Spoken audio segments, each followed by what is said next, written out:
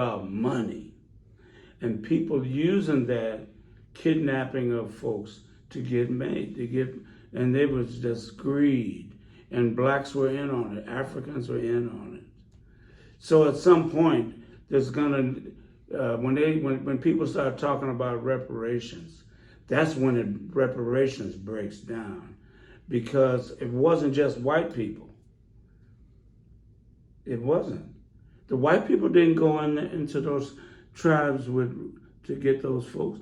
They gave those Ghanaians and those Nigerians guns and rifles, cannons, and they sent them into the jungle. And those people got bows and arrows. They don't have any technology like that. And they gave them rum, and they gave them white girls out the prisons. I'm telling you what they were doing. They emptied out those prisons of those white girls and gave them those to them kings.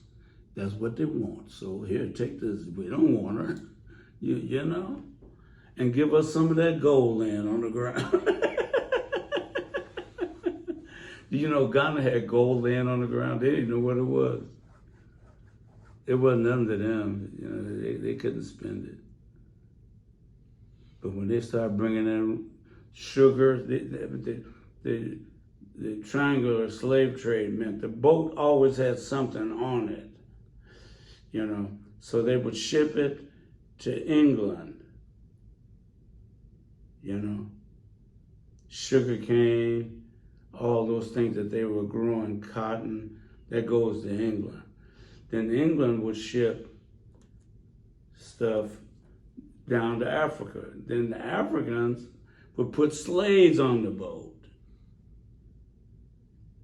Send it that way. You see what I'm saying? It's called the triangular slave trade. They weren't shipping slaves to England, but they would fill that same boat with other goods and textiles, skins from bison and buffalo, load them up. So what was the purpose of the first slaves? Like how did, like when it first started in 1619, when they first came to America, like what was, England was behind it all? No. What was the deal with that? It wasn't England. Okay. 1619 was the Dutch. Okay. I used to work with Dutch people, you know. Sam is Dutch. Yes, you know that, don't you? Yeah. Yeah, we come out of I work with the Christian Reform. Right. But I mean, that's over with. But they were the first settlers to New York, 1619. And the Reformed Church of America has the oldest churches going back to the 16th century, Chris, because they were the first settlers into the States, and they started the slave trade. So when the Brits got in on it, but all of those colonies got in on it eventually, but the first ones, the early ones. Now, slave trade, really, that's slave trade to the U.S., but slavery and trafficking in slaves was started with the Portuguese. They were the first ones to go down to Africa. They learned about Columbus in 1492, but in 1454, they were already going, the Portuguese were going, and they were bringing them back and using them, you know, in Europe, in their context. There were blacks in Europe too, you know that. Yes. But there wasn't a lot of them, but they were brought back in, and some of them assimilated. Something that Dr. Hampshire brought up yesterday was that he's pretty dogmatic about this topic.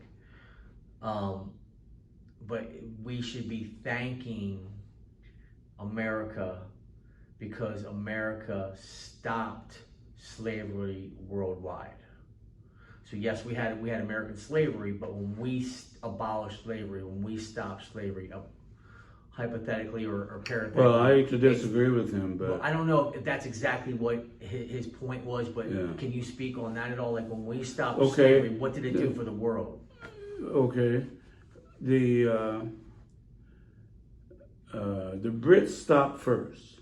So 1875 was No, when Abraham Lincoln. 1840. Okay, the Brits did. Great Britain stopped first. Okay. So that's William Wilberforce. So you got to read about Wilberforce and how he got in on the inside and brought that to a stop. And he also stopped children working in mines. They built coal mines with tunnels this big because the Irish orphans were the ones that worked in it, not Refrigerator Perry. Irish orphans. Right. And so that was totally exploitation. But that's Christian influence, real Christian influence to abolish slavery. He got the kids thing first and then he did that. America was second. But when America stopped in 1865. 75. No. Is it 65? 65. Okay, yeah, okay, I'm sorry. Okay. Now, but Brazil continued to have slaves all the way into the 1880s. And the Dutch provided them. Okay, so Sam needs to know that. If he didn't know it, he needs to ask. I'm sure he knows. He needs to ask Claude Mariottini.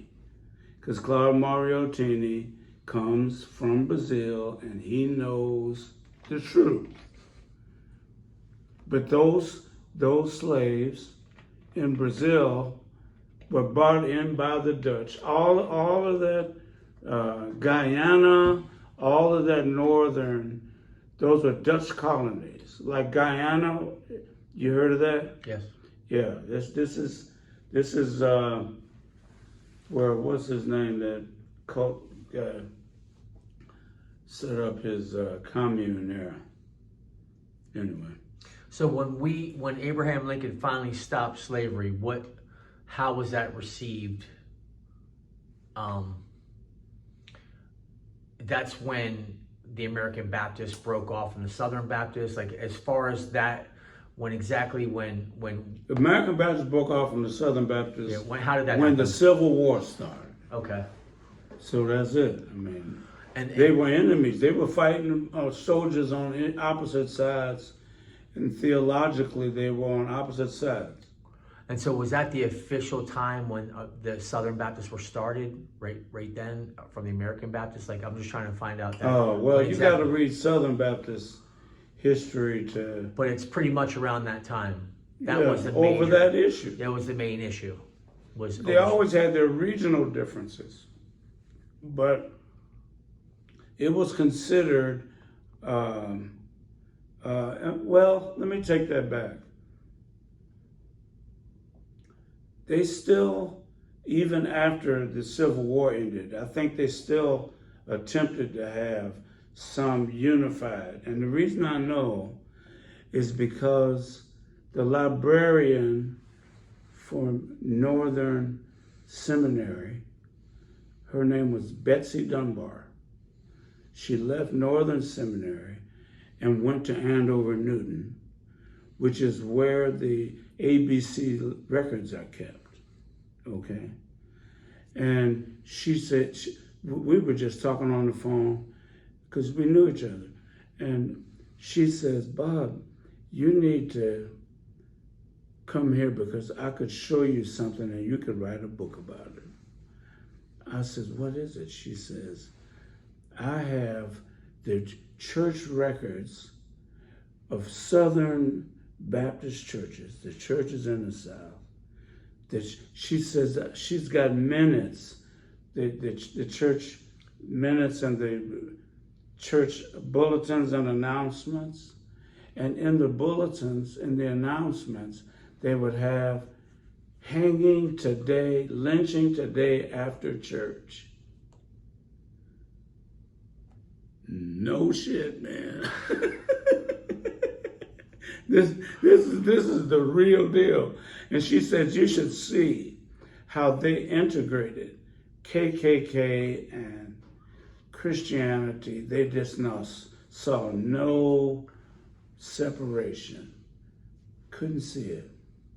They saw those as true Christians. Isn't that something?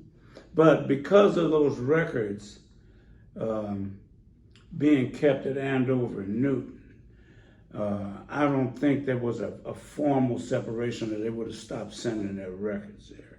Now, I mean, and this is during Reconstruction until when? I don't know. Now, when did the Southern Baptists launch and begin to have their own seminaries, their own churches? You gotta, I don't know that. You'd have to. But that was You around could that probably time. Google it. Right. Now, But I don't want you to take me literally. sure, That 1863 was. 1865 or 70 or whatever. It ended 65. in 60. The war ended Right. in 65. So, But that doesn't mean slavery ended all over Right. the world. I mean, I think Sam needs to. well, I think, was there it helped to end slavery or across the world? I don't know. Once we ended. I don't even understand his point. Right. But yeah, I think mean, let's circle back to but I'm just saying blacks should thank America. You know, I mean. No, it wasn't that. It was the world, not blacks. It was like the world stopped slavery because America's like we were the precipice of finally like the world stopping. Well, but the world still does have slaves now. We might say they started it, or Right. helped start it. Right, so once but that it really was- didn't end Right. until the Dutch stopped. That's when it ended. When the Dutch stopped, and I'm telling them they didn't stop for theological reasons, because it was morally wrong. They just couldn't make no money on them suckers.